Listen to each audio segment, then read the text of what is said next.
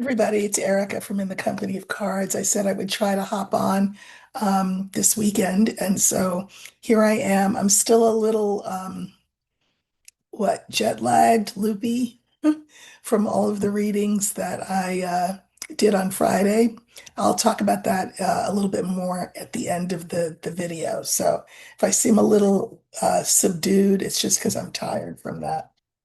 But there are some things that I did want to look at with us today. This won't be long, I don't think, but I always say that. So, welcome if you're new. If you've been here a while, welcome back. Thank you for helping me achieve my goal of 35,000 by the channel's first birthday. I'm sure there'll be some fluctuations up and down, but we certainly hit the target on the channel's birthday, which was first anniversary, which was Friday. So thank you so much for that. I really appreciate it. Um, so let's get right into it, shall we? So since last we spoke, Maxwell, and because you know what, I am tired of, um, debating how her name is pronounced, her first name, Ghislaine, Ghislaine, Ghislaine. I don't care. I'm going to call her Maxwell. Anyway, Maxwell, as we know, has been transferred, and she was transferred to a minimum security prison camp. So there are very few guards, not a whole lot of fences, apparently. You can go outside, you can leave the facility, apparently, under certain circumstances. Here's the thing. There is normally a process and a procedure for when and how and whether a prisoner can be transferred from a more secure facility to an absolute minimum security facility. And the thing is that Maxwell did not meet any of those criteria. I suspect she was probably a model inmate. I heard that she worked in the library helping other inmates with their cases, their appeals, or what have you. All right, well, she's got to do something. 24 hours in a day is a long time. So I'm glad she put her time to good use. But that alone should not have earned her the right to a minimum security prison. Even if she checks all of the boxes in terms of being compliant, um, because she's a sex offender, all of that is technically moot and she should not have been moved. So interesting that she was moved. We suspect that this was a condition of her agreeing to talk to 47's lawyer, Todd Blanche. Remember those 2 hours of 6 hours of conversation over 2 days, or however many hours, 9 hours over 2 days. Uh, I think this is her requirement that she would be transferred, and that's why she would talk to him. Uh, we know at this point her testimony is less than useless because obviously it's a transactional thing. You do this for me, I'll say this for you. So, whatever. Uh, what I'd like to know is whether she is in danger. I think she is. I think her life is in danger. Uh, you know, I I just do. Um, Even if she says what they want her to say, they know that there will be things that she holds back. Uh, she was supposed to be deposed, I think, before the Congress on August 11th. They have taken the request back because her demands were too ridiculous to be entertained. So I think that the next big thing will come in September when the Supreme Court will decide whether or not to take plea, um, her plea for retrial or for relief, like meaning commutation or uh, reduction of sentence or whatever, is based on, as I mentioned in my last video when I talked about her, a technicality. It's a pure technicality. It's not that she didn't do the dirt that she did because she did. It's on a technicality. I suspect the court will refuse to hear the case. But anyway, that's the next big thing we're waiting for. But for now, I just want to see, is her life in more danger now that she is in this uh, Camp Fed? Apparently, they say she's with a better class of prisoner, whatever that means. But it doesn't mean that she'll be well received by that population. And because it's so uh, low security, it also doesn't mean that she can't be reached, we'll just say, if someone would like to reach out and um, help her from this world, we'll just say, entertainment purposes only. So let's look. And I'm going to use, oops, sorry. I'm going to use the older woman for her, for Maxwell. And let's see if she is in any increased danger. She's playing, as I mentioned, a very, very dangerous game with him being you know who. And here he is.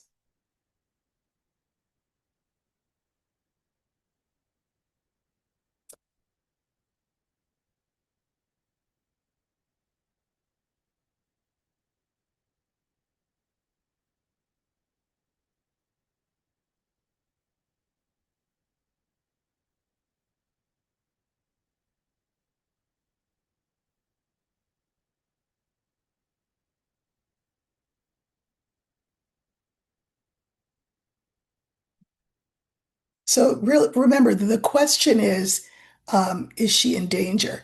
You know, when you read cards, a temptation is to see the cards as they are laid out and then act like that's not the question that you answered, I mean, that you asked. But the cards will only ever answer the question that you asked. They're not going to, embellish or add to, or God knows, answer a question other than the one you asked.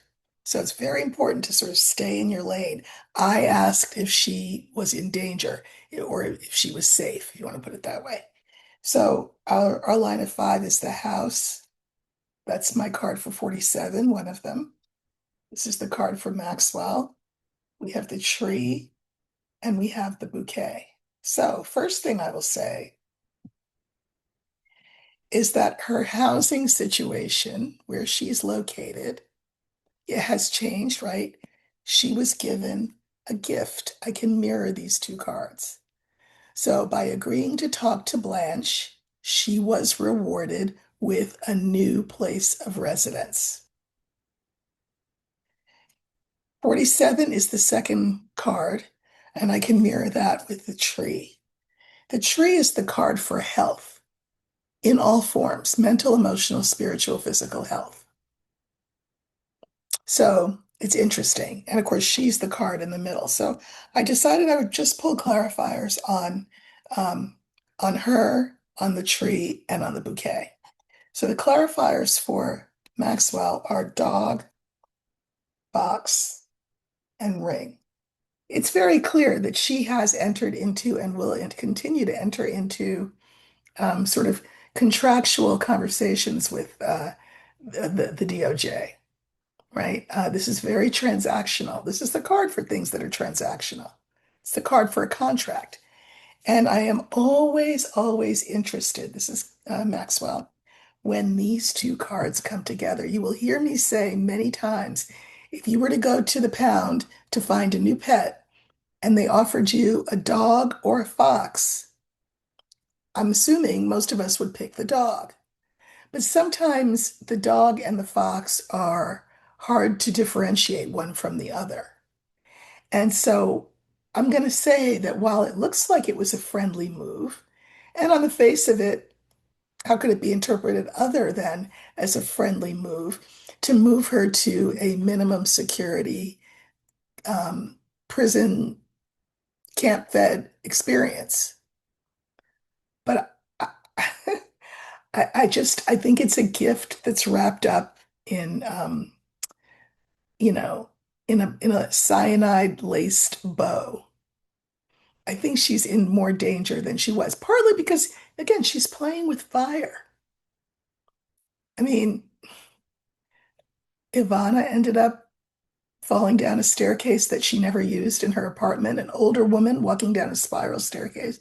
Who among us would do that out of choice? If there are other ways to circumnavigate our abode, would we pick going down the spiral staircase? No. Entertainment purposes only.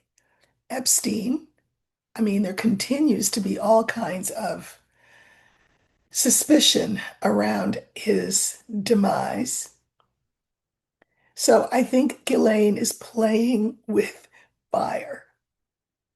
Now, she's a tough broad and a calculating person.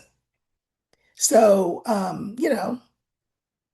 they're two foxes uh, who were friends, but the friendships also were transactional. I just think that all the glitters in that club fed is not gold.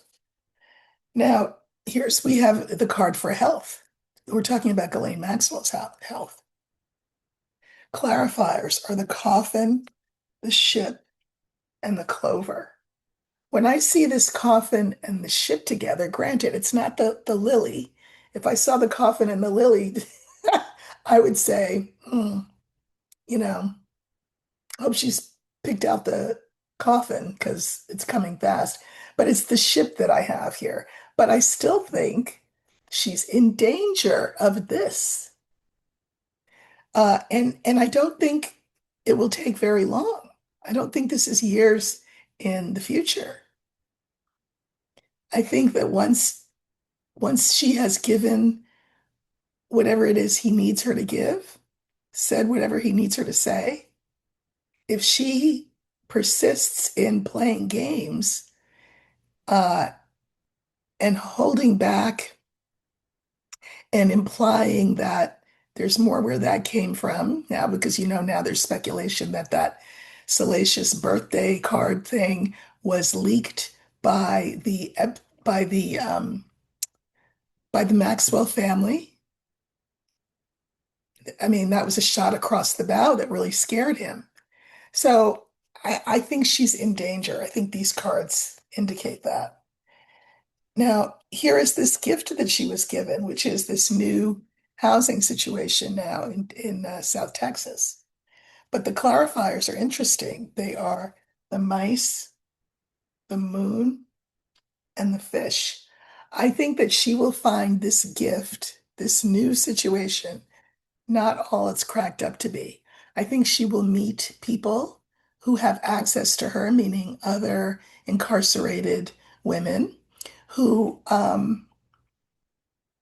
not enamored of her erstwhile glamour and who she used to hobnob with. But a lot of these women will probably be women who have children. Camp Fed, this particular Camp Fed, no Camp Fed, none of these cushy prisons are meant for child sex abusers. So, sorry, SA. Sorry, YouTube. None of these are meant for that. So I think she should be afraid of her fellow roommates, we'll just say, sister roommates, because they all know who she is. Not only that, they feel some type of way about her. But beyond the fact that they feel some type of way about her, this is the card for emotion.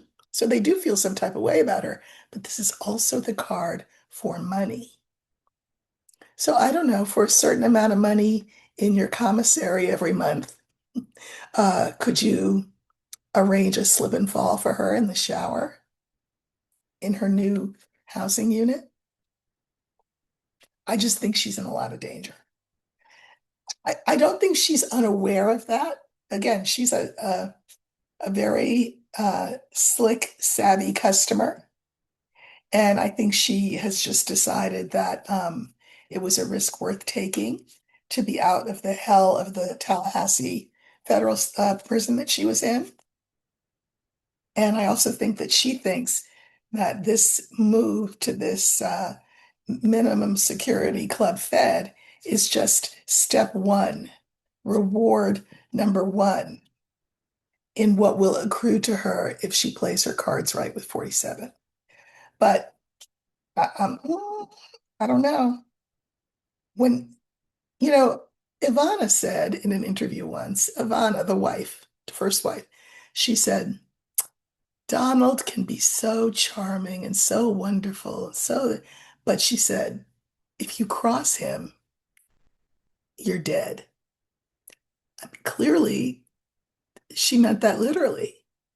So, good luck, Maxwell.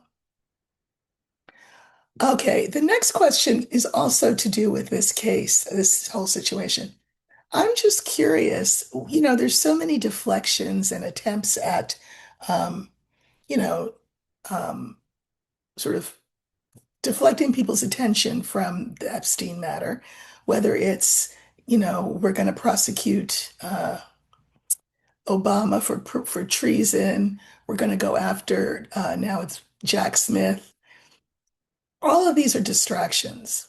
Um, what I would like to know is whether the MAGA base will still be hungry for red meat around this Epstein situation. Because, you know, I'm sure to give them their due, I am sure that they don't approve of pedophilia. I'll give them that.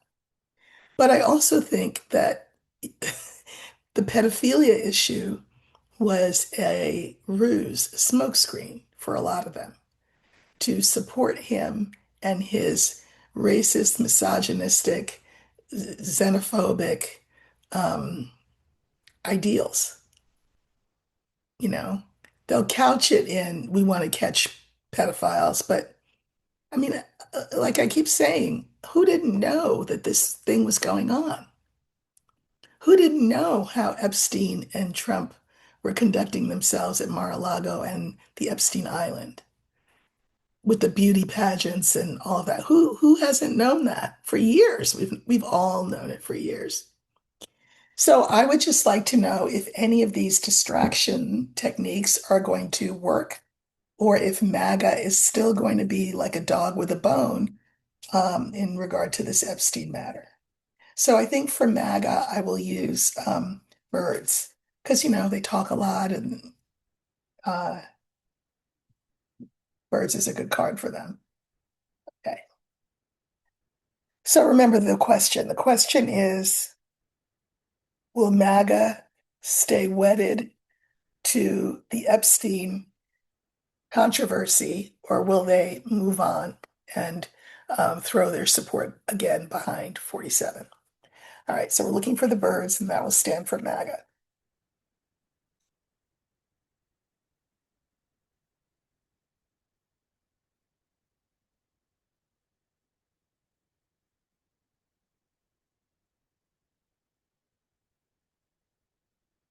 Okay, so this is the MAGA base.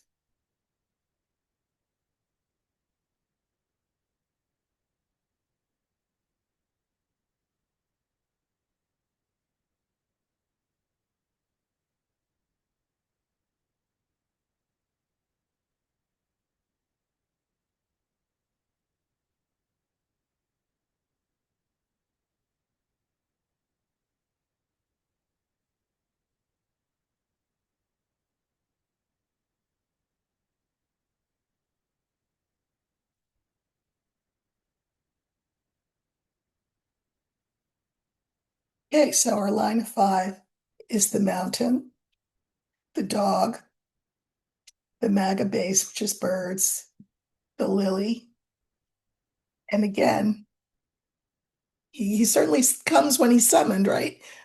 47. All right.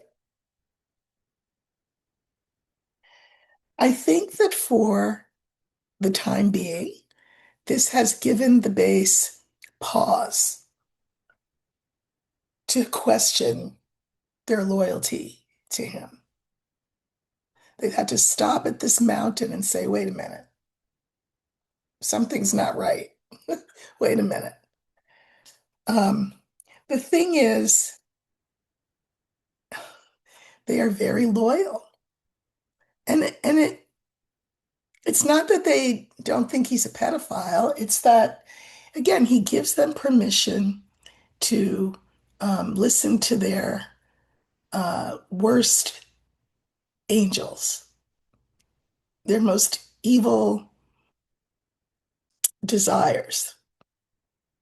So they like that. And frankly, some of them may very well be willing to be pacified by whatever story he tells them to distract them.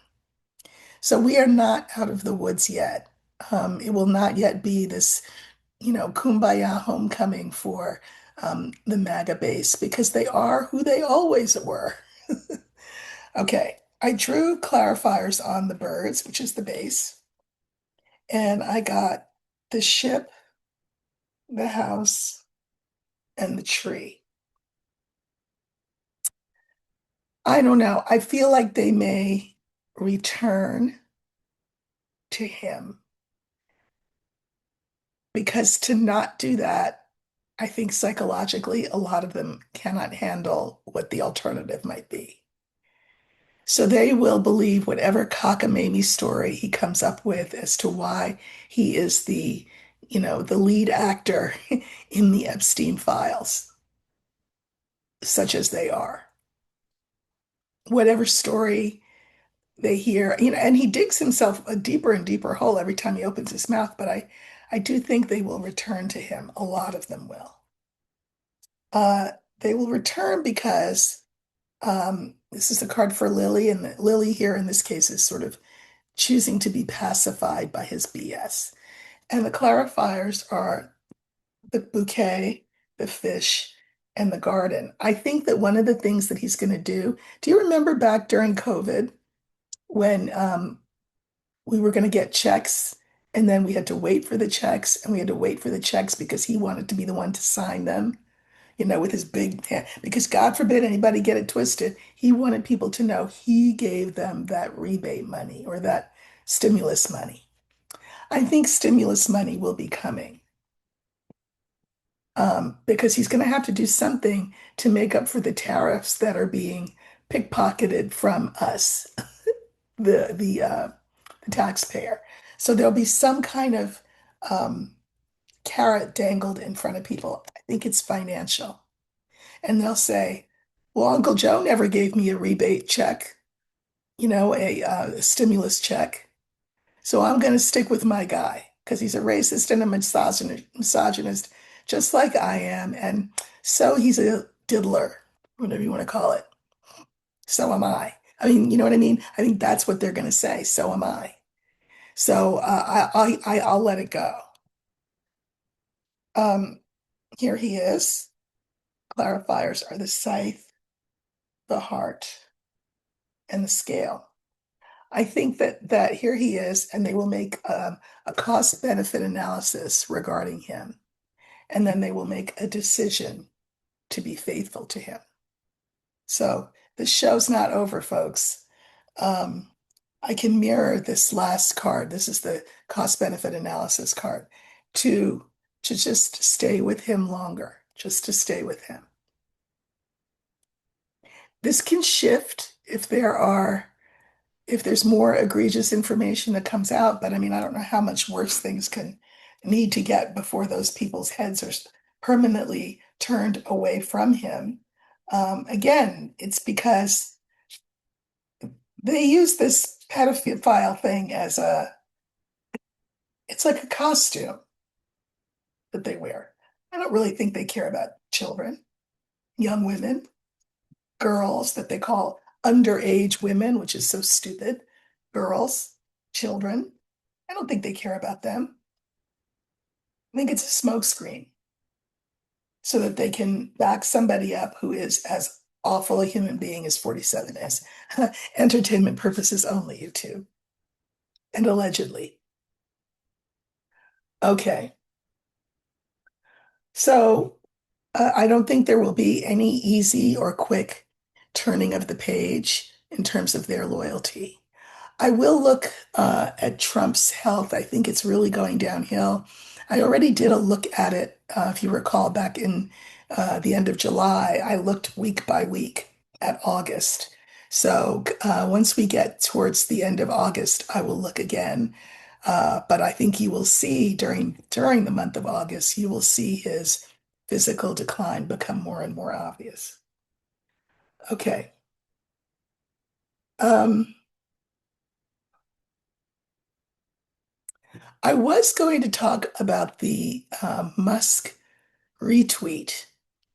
Uh, there's a, well, maybe I will, because why not be controversial on a Sunday? So Elon Musk retweeted a comment. I am not on Twitter, so I got this of course secondhand. But the bottom line, this person who had tweeted this thing that Musk then retweeted and then actually commented on, made the case that white women have turned against white people. What?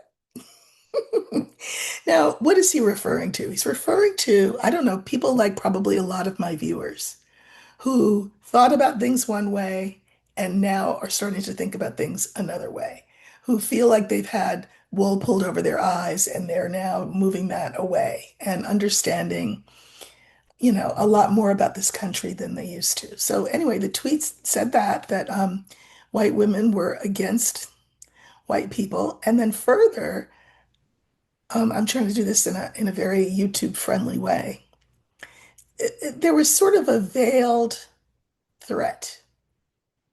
And the threat was something to the effect that, it's really important that white women stick to their own kind, because if they don't, they could find themselves SA'd by um, people who are not white, and that they were much better off aligning themselves with white men who might SA them, but it won't be as violent. What? Now, I find it fascinating that this person tweeted this.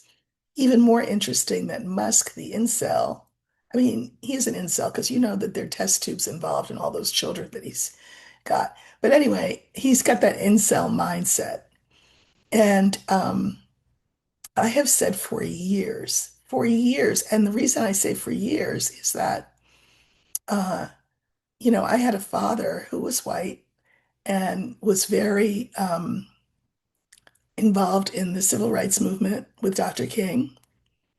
And I think it did not win him a million friends among his white male cohort, because I think that the thinking was he was a traitor to his side being the white side.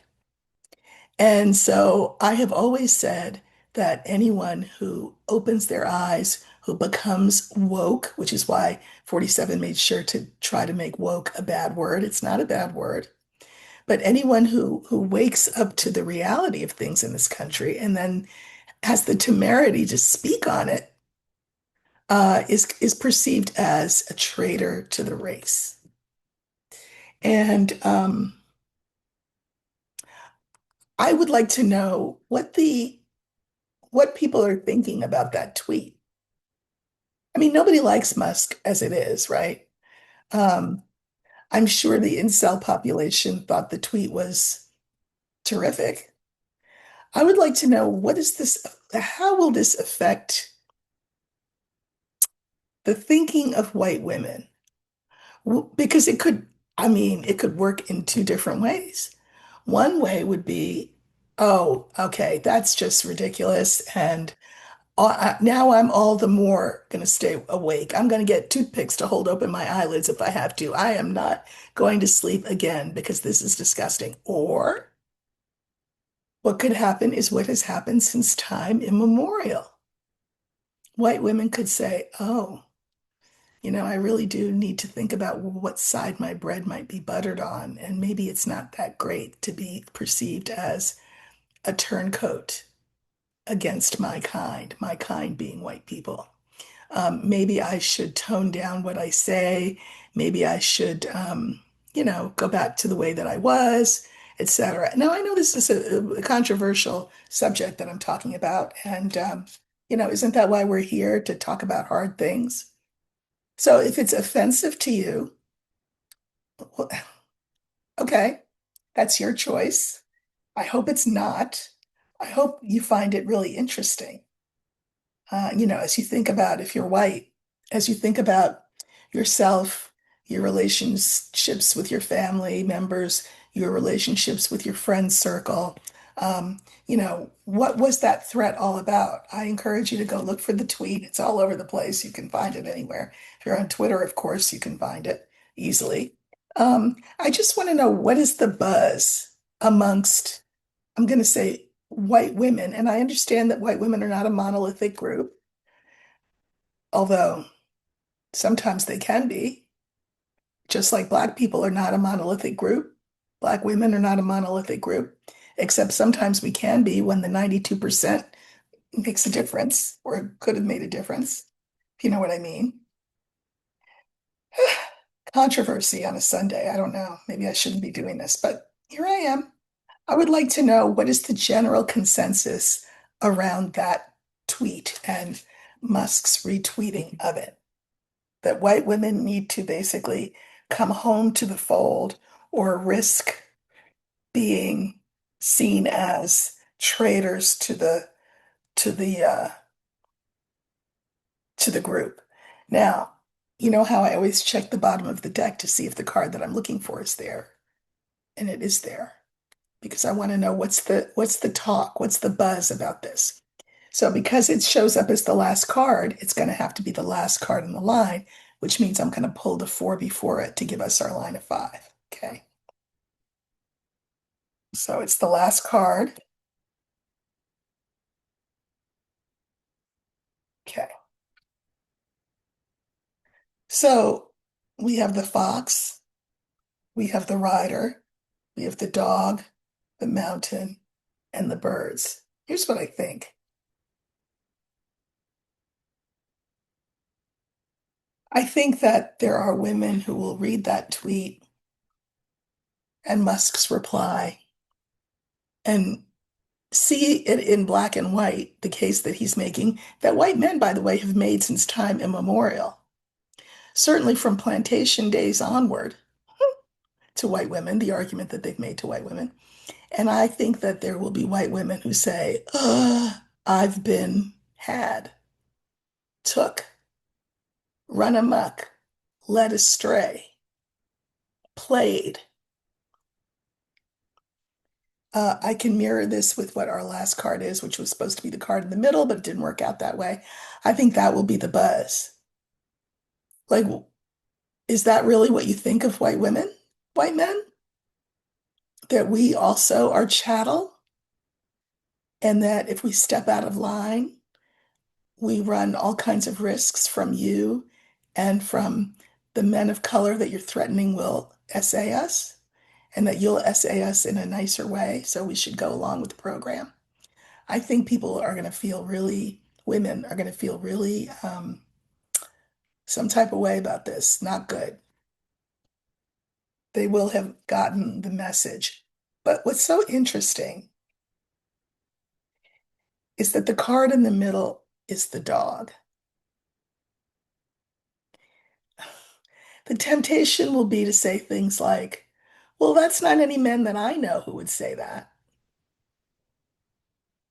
They must be talking about somebody else because it's not my father, it's not my brother, it's not my husband, it's not my boyfriend, it's not my whatever.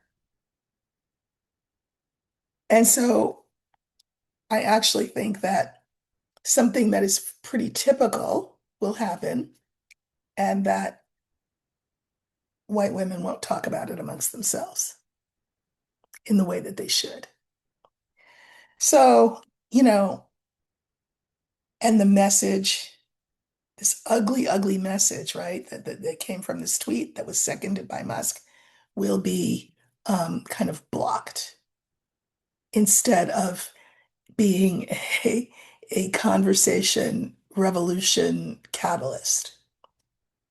Now, I am not here to facilitate any kind of conversation, but you certainly should feel free to talk amongst yourselves.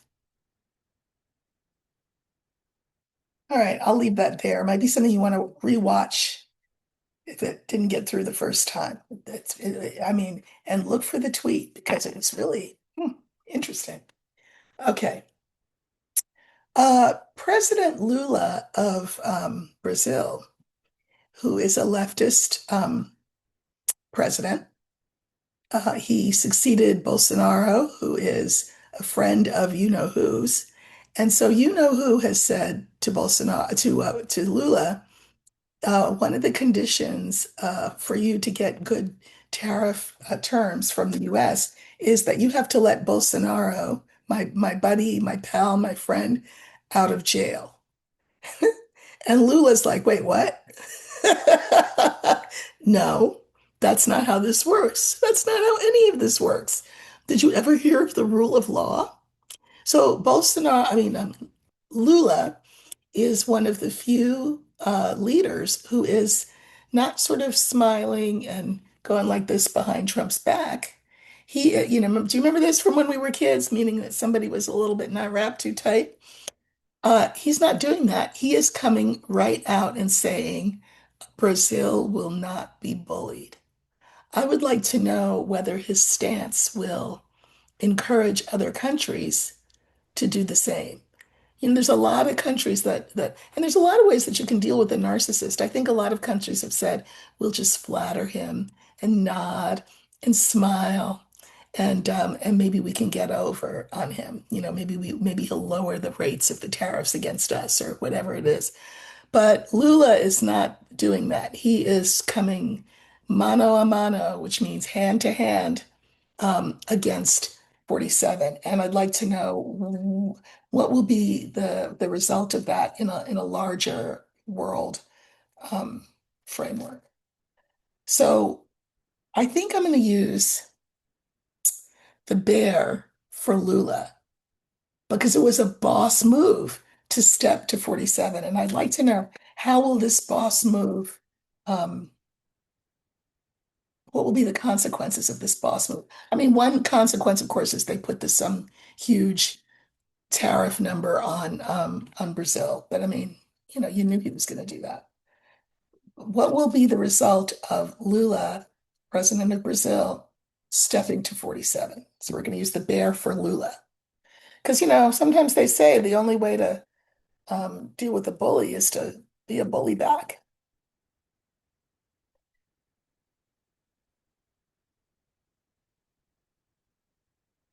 Okay, so this is President Lula of Brazil.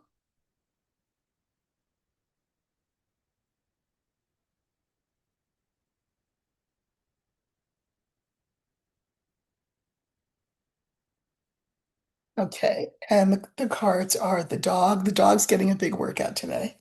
Clover, Lula, the woman, and the bouquet. I think that there are people in the world, leaders in the world, who will see Lula as a friend who has actually given them a gift.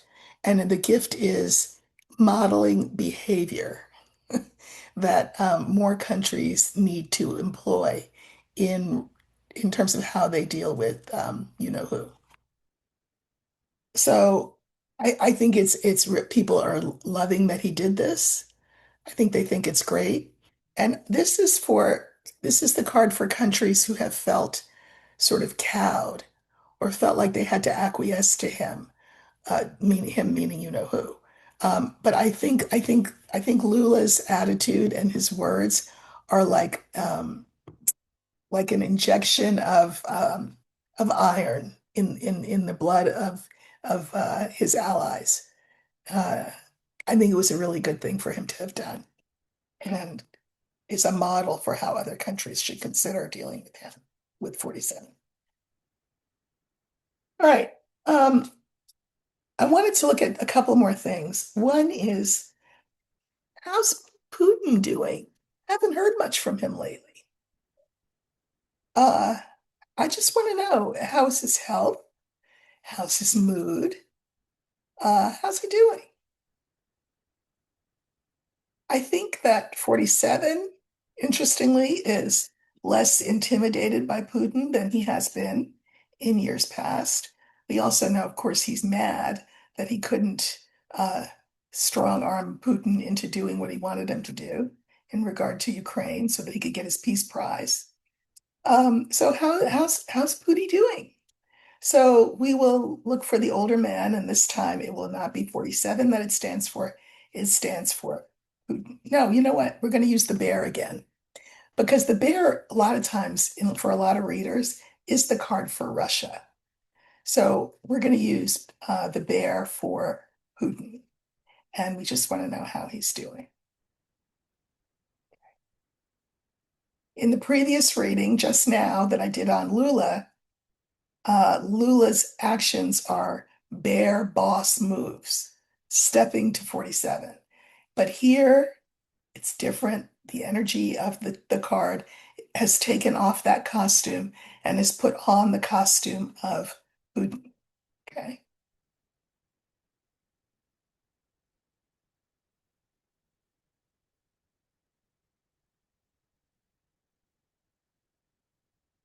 So we're looking for the bear. That will stand for Vladimir Putin.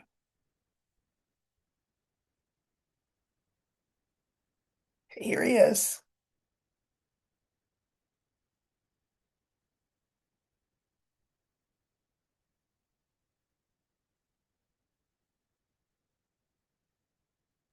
So we have the star, the book.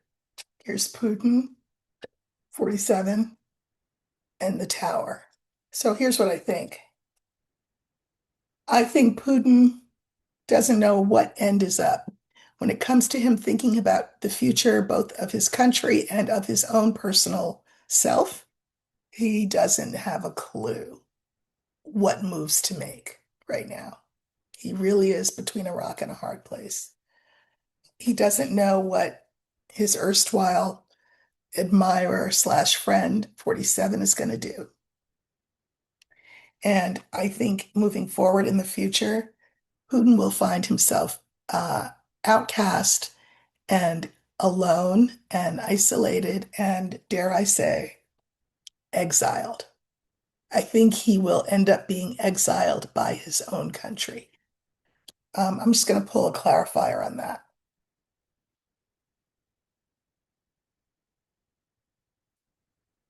Yeah, I think he will be exiled far away. I think he will be made to feel small and powerless and stuck. And he will be stuck because he will be what? Exiled. I think he's got property in Siberia. It's probably really nice. But at any rate, I think he will be exiled by his countrymen. Good. Okay. Um, then almost finally, I want to look at one more issue and then I want to say a couple of things. I know that Kamala Harris was considering a run for the governor's race. I thought that she would not run. She, in fact, has said she is not going to run. She has written a book that comes out next month. I've already pre-ordered it. It's called something like, I think it's called 107 Days.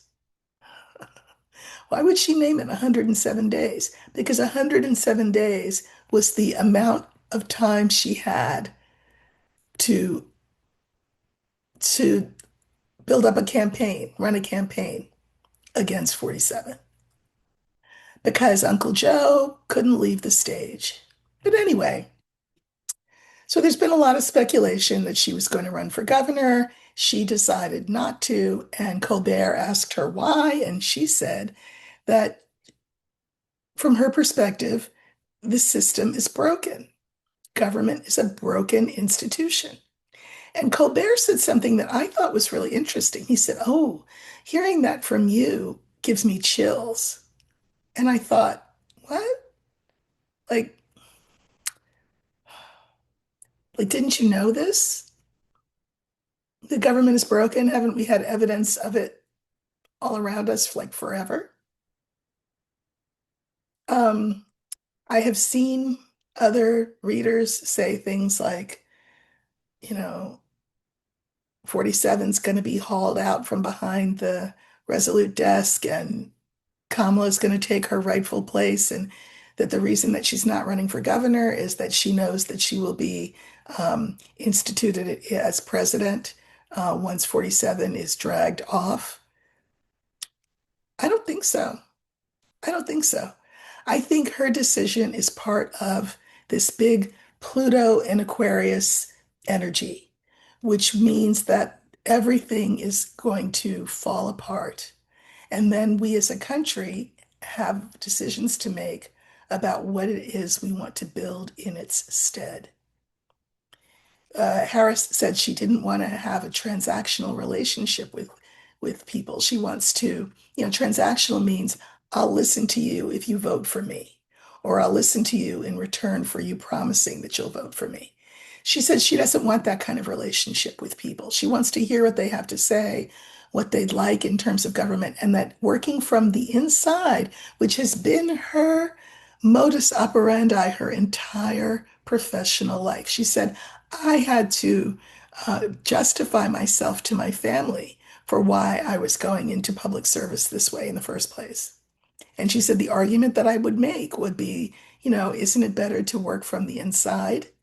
And she learned how rotten the inside is and wants no part of it. So,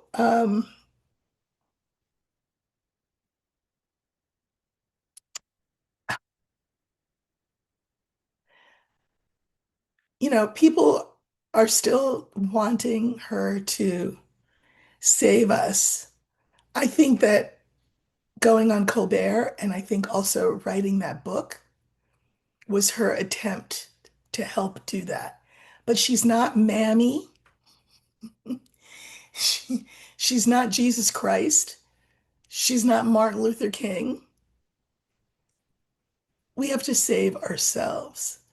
And what she saw as her job was to comment on the fact that the system is broken and then let her talk and her walk match by walking away from possible elected office moving forward. So I think that that's a really powerful message that she sent. And it's now for the rest of us to sort of step up and stop dreaming about, I don't know, these magical scenarios where she rides in on a white horse as he's taken away.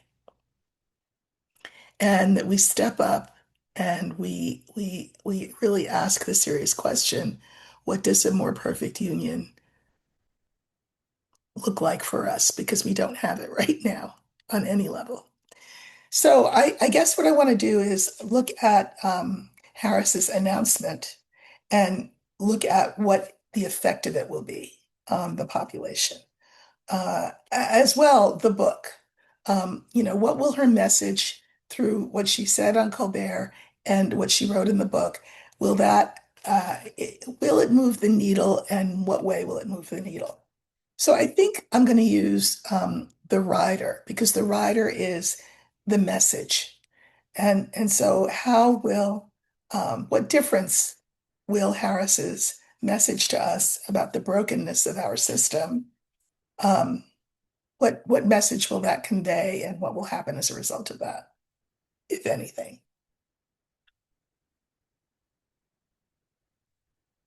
So remember, we're looking for the rider, and that stands for Harris's message to America.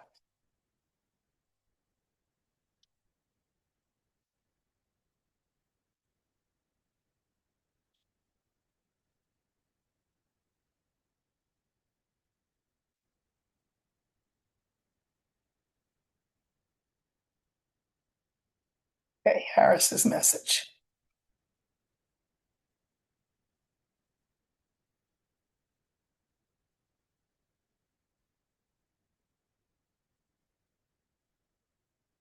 Okay, so we have birds again. Birds is getting a workout. You know who? The rider, the whip, and the clouds. I'm just going to say that the message is not just about 47. A lot of the buzz is, how Project 2025 is trying to um, co-opt the 2026 and then 2028 elections, the gerrymandering of districts, the redrawing of boundaries, etc. There's a lot of bad deeds that are going on, while he is busy distracting us with his circus antics. The thing is that we here in this country love a good fairy tale. Think of the fairy tales we've told about ourselves. The shining city on the hill. I mean, the sweet sunny South. I could go on, but I won't. And I think that what will happen, by the way, uh, what she had to say will not go down well with the power elite of the Democratic Party, just so you know. Pelosi and Jeffries and Booker and all of them, they're not gonna want to hear this message. Schumer. So it will create a lot of arguing. And already the party doesn't know whether it's coming or going and what they want, and confusion. Now, remember that this is energy. And so this is not forever, but this is for the foreseeable future. That her comments and her book will throw people into a tailspin. As we get further along, and I'll look at this in September, I'll look at it in October, what will be the result of the tailspin? Does the plane right itself? Does the plane crash and burn? That we are not to know that yet, largely because we have free will. So, for example, after the Democratic Party untwists its knickers after being mad about what she will have to say, are they going to make an effort to tone this down and to clear these clouds out and to look at themselves more clearly? That remains to be seen, and I will look at that in weeks to come. So, finally, I will tell you that next Sunday, uh, I will be on my channel with Dr. Lena from Tarot Down Under, and that will be the Sunday conversation. Also, I'm meant to be with Psychic Violetta on a live on her channel, and that will be on Tuesday. So, she does a video on Mondays. Um, just check to see what she has to say about when that will be. And if I learn more information about when that will be on Tuesday, I will let you know. But we're doing it on Tuesday. Uh, Also, in terms of all of the readings that I did over the weekend, I meant them as a thank you. I am very grateful to you. I think I have wonderful, wonderful, kind, generous, warm, articulate, intelligent viewers, and I'm couldn't be happier about that. I love the quality of you folks. So this was a thank you. It was 3 hours worth. So if by chance in those 3 hours your question was not addressed, what can I say? I'm not a machine, um, nor was the person reading for me a machine. And we did the best we could. I got an email from someone, I won't name them, but they said, not an email, but, message saying that their question had been bypassed twice. I'm not so sure that that was true, but anyway, they didn't get their question answered and that they were a subscriber. Well, yeah, because I hit the button that the only people who could ask questions would be subscribers. Doesn't that make sense? It was a thank you to subscribers. So you only had to be a subscriber for like 5 minutes and then you could get in and put a question in. And they said they didn't get their question answered, that they were a subscriber, and here's their question, then I should answer it. Wait, what? Let me remind you about etiquette. What I did was an offering of thanks. That's what it was. A. B, if I didn't get to you, I'm sorry. I mentioned that I would not be able to necessarily get to everybody, but that even if I didn't get to you, this would be a good tutorial to see how the cards function in a real life question as opposed to something political or social. So I hope that for those of you who watched it just for that, I hope you learned a lot and enjoyed that. And two, when I am not in the energy of reading, like when I'm looking through the comments, I am not in the ether of the reading zone. So for you to ask me your question and then request that I answer it right then and there, that's not going to happen, boo. Sorry. So, there are two ways to get a reading from me. One is to click the button that's under the video and it will give you information about my course, how to get my deck, how to get my book, and how to contact me for a reading, a paid reading. They're half an hour and an hour. Those are the two lengths. I'm booked through the summer, but summer's almost over, so you can get a reading in the fall. And or if you don't want to pay, the other way to get a reading from me would be to wait until I get to the next milestone, which I think I'll just arbitrarily call 50,000. Maybe I'll never get to 50,000, and that's okay too. I'm happy with all of you. But just, I think a little grace is called for. I try to be polite here and kind, and I try to be generous. But I would encourage that particular viewer to to sort of rein it in a little bit. Just a suggestion. Okay. Thank you, thank you, thank you all for listening.